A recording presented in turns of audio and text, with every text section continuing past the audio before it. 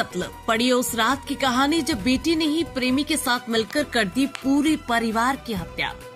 जब घर की बेटी ने ही प्रेमी के साथ मिलकर परिवार के साथ लोगों की कुल्हाड़ी से काटकर हत्या कर दी थी। इसमें एक मासूम बच्चा भी था। युवती ने अपने हाथों से गला घोंट दिया था। हत्याकांड के दोनों आरोपितों को फांसी की सजा दी जा चुकी है। आपको बता दें कि 14 अप्रैल सन 2008 की वो काली रात को अमरोहा वाले शायद कभी ना भूल सके। 14 साल बाद भी उस रात के मंजर को जो भी याद करता है उसकी रूह कांप जाती है। जब घर की बेटी ने ही प्रेमी के साथ मिलकर परिवार के साथ लोगों की हत्या कर दी थी। इसमें एक मासूम बच्चा भी था जिसका युवती ने अपने हाथों से गला घोंट दिया था। हत्याकांड के दोनों आरोपितों को फांसी की सजा दी जा चुकी है।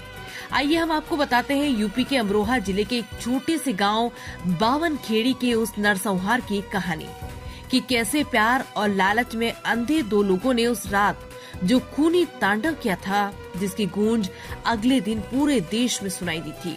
मुरादाबाद मंडल के अमरोहा जिले के बावनखेड़ी गांव के रहने वाले शौकत एक कॉलेज में प्रवक्ता थे।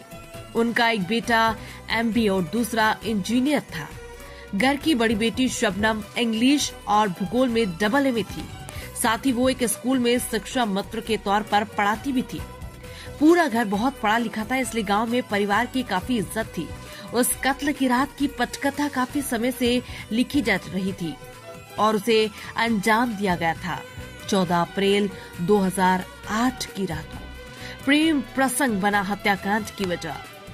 दरअसल शबनम का गांव के ही एक युवक सलीम से प्रेम प्रसंग चल रहा था। घर वाले इस रिश्ते के खिलाफ थे। वो दोनों प्यार में इतने अंधे हो गए कि पूरे परिवार को हटाने की ही साजिश रच डाली। उस हत्याकांड की मुख्य सूत्रधार शबनम ही थी।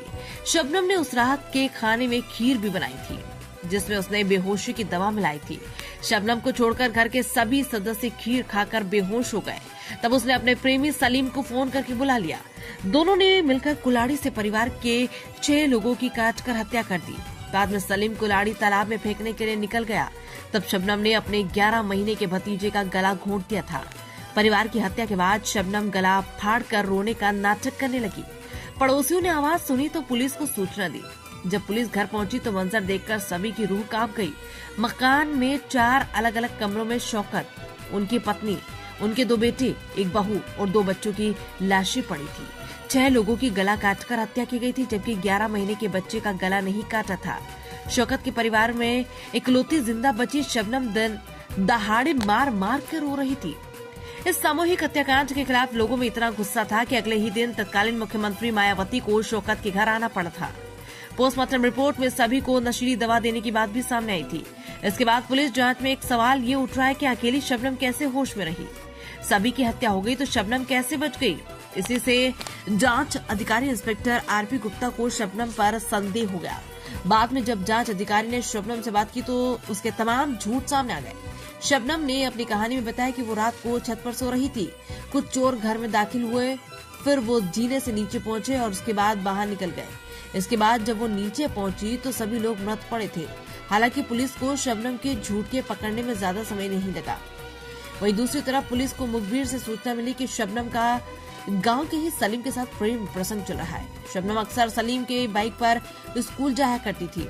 शक के आधार पर घटना के 2 दिन बाद पुलिस ने सलीम को पूछताछ के लिए बुलाया। सख्ती से पूछताछ में सलीम टूट गया और उसने पूरी कहानी बता दी। कहा कि वो और शबनम शादी करना चाहते थे, लेकिन परिवार वाले राजी नहीं थे, इसलिए सभी को रास्ते से हटाने की योजना शबनम ने बनाई थी। सलीम ने वो कुल्हाड़ी भी बरामद करा दी जिससे सभी का कत्ल किया गया था। वारदात के बाद उस कुल्हाड़ी को तालाब में फेंक दिया गया था। शबनम के खून से सने कपड़े भी पुलिस बरामद कर चुकी थी। 3 अगस्त 2010 में अमरोहा की अदालत ने सलीम और शबनम को इस नरसंहार का दोषी मानते हुए फांसी की सजा सुनाई। तब जज ने जांच अधिकारी की भी काफी तारीफ की थी। बाद में ये मामला इलाहाबाद हाईकोर्ट में गया, जहां इलाहाबाद हाईकोर्ट ने भी फांसी की सजा बरकरार रखी।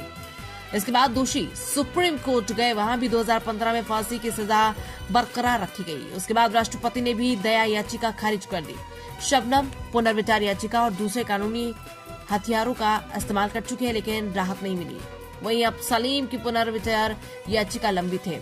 अभी तक दोषियों को फांसी नहीं दी गई है। अलग अलग जेलों में बंद हैं दोनों हत्यारे। 7 कत्ल करने के दोषी शबनम और सलीम इस समय अलग अलग जेलों में बंद है। शबनम जहां रामपुर की जेल में है तो वहीं सलीम आगरा जेल में बंद है। बावनखेड़ी गांव के लोगों को बेसब्री से दोनों की फांसी का इंतजार है।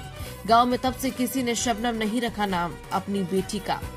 शबनम के कृत्य से बावनखेड़ी गांव के लोग इस कदर आहत हुए कि उस गांव में उस हत्याकांड के बाद से आज तक किसी ने अपनी बेटी का नाम शबनम नहीं रखा। लोगों का कहना है कि ये नाम सुनते ही उसको अफनाक रात की याद आ जाती है और साथ ही घृणा से ही मन भर जाता है, इसलिए कोई अपनी बेटी का नाम शबनम नहीं रखना चाहता।